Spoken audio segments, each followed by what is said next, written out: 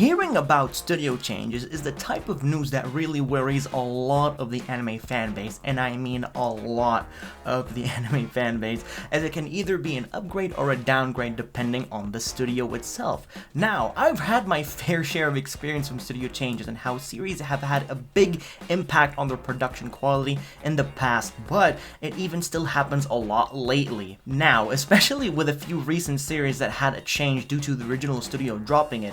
So, ladies and gents, I'd like you all to please sit back and relax, close all your hentai tabs and save them for later, and watch as I talk about some nerfs and buffs in some anime series. But while you sit back and relax, do take a second to also subscribe to the channel for more epic content like this in the future, as I'm really enjoying these types of analysis videos for you guys to watch, so I'm really appreciate that a lot of you are enjoying my content lately. So, I just wanted to say a big thank you to you for supporting me. Alrighty, now let me just zip up my pants and put my pee-pee inside, as studio changes are nothing to be horny about at all. Or actually, hold on, maybe they are. You know, sometimes they do, but anyways, back on track, baby. So, when talking about studio changes, and I mean when an anime studio decides to move on to another show and not continue the anime they are working on, instead pass it on to a different studio. But you might ask yourself, why on earth would they pass it on to a different studio? Why would, an anime being managed by one studio move on to another, you may ask? Well, reasons actually vary, but they tend to involve issues rather than anything especially dramatic. Anime studios typically don't own the rights to the anime they produce, and instead they work on contractors and must bid to take charge of a desirable anime that is owned by someone. Now, sometimes it's because the studio simply doesn't have the time or manpower to take on a sequel series, or because the director had a change of heart. In some cases, take for example Fruits Basket, the remake, is because the author of the manga that the anime was based on is heavily dissatisfied with the original and wanted to make the new remake tackled on by a different studio. That would get the job done. And let's face it, that the series aired back in 2001, and to be honest, looks were not everything really, but with the remake, it's simply a beautiful experience than ever. Mwah! Chef kiss, baby. This is fine! Now, in some cases, studio changes can really be a downgrade, like One Punch Man for example, that was originally tackled by Madhouse, but unfortunately passed it on to JC staff, and the production quality itself was a huge downgrade, which the fans were very disappointed by. But that's not to say that the second season was a huge letdown, as it was still pretty enjoyable to watch. The best character in my opinion is Garo. I mean, have you seen the man take on a bunch of heroes on his own? Jesus Christ, man! On his own, he took on, like, I don't know, 4 or 5 heroes? I don't really remember because I watched it a while ago, but man, he's such a badass character. Not even joking. Sometimes villains really stand out to be more superior than others, though definitely not the time when he got karate chopped by Saitama at the store. That was not cool, but rather funny.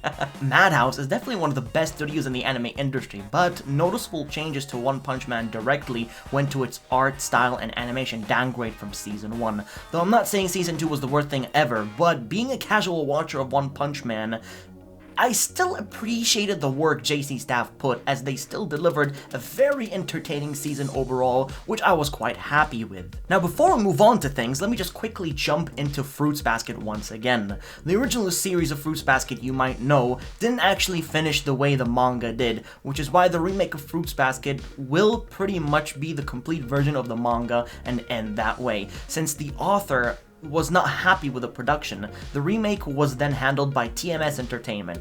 Naturally though, this is an anime remake, and the whole point of an anime remake is not to only fix the flaws that were presented in the original adaptation for that particular series, but to also tell the present, the classic story again, to newer anime fans who haven't even seen the original yet. You can definitely tell that the director of Fruits Basket had true passion, respect, and ambition towards this remake, as he made sure it was accurate to the manga from story elements, themes, characterization, and it shows especially in the second half where the original anime went out of bounds and then was fixed in this remake. I'm just so happy that this was the case, man. And not gonna lie to you as well, Fruits Basket is my #1 favorite romance anime I have ever seen. I'm not even joking. Quote me on that. Fruits Basket is the best romance.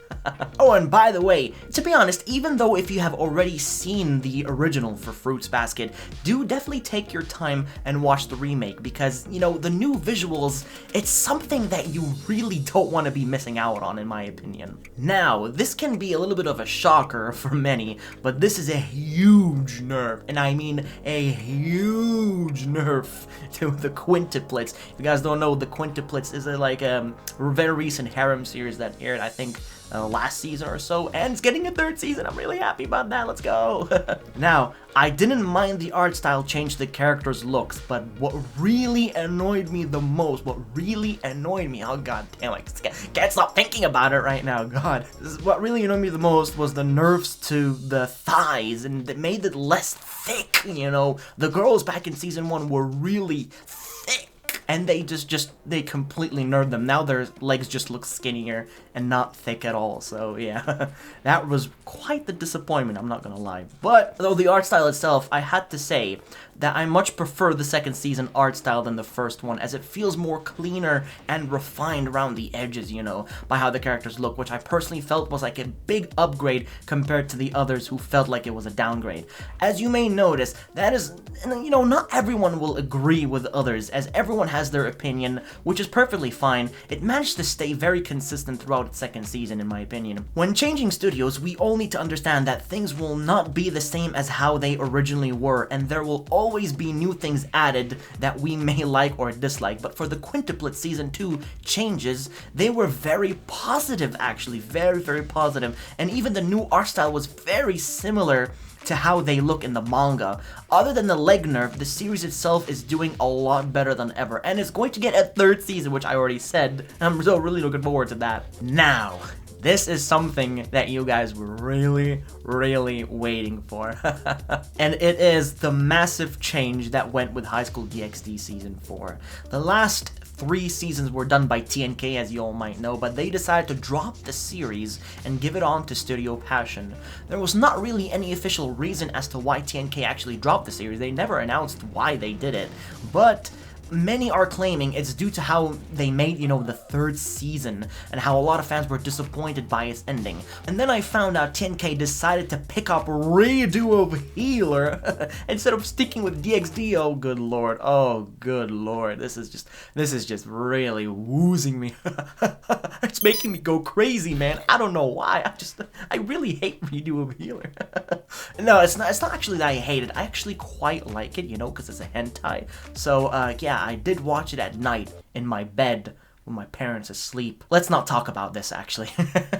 And I actually did mention all these changes, you know, the way TNK dropped DxD and gave it to Passion on my High School DxD standalone video, which, by the way, you should definitely check out because it's a banger of a video, baby.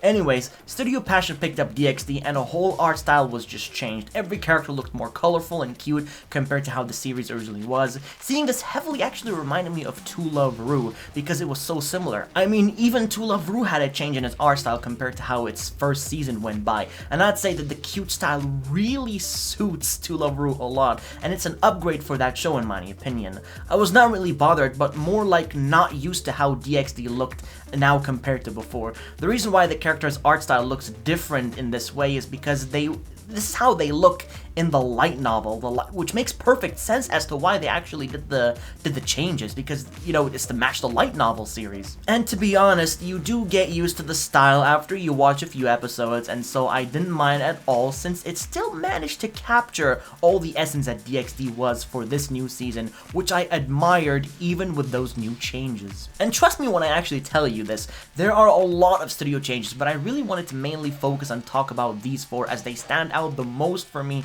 from others who received a studio change, and I wanted to share my experience with how I found them. But anyways, I guess that is pretty much the end of the video. I might make a second part to this video, guys, depending on how you guys found this video, so let me know by leaving a like and showing your support, as it always helps me know if you guys want to see more like this video. Anyways, thank you all for tuning in today's video, and don't forget to subscribe and leave a like for more epic content in the future. And as always, boys and girls, I'll be seeing you all in the next video. Bye!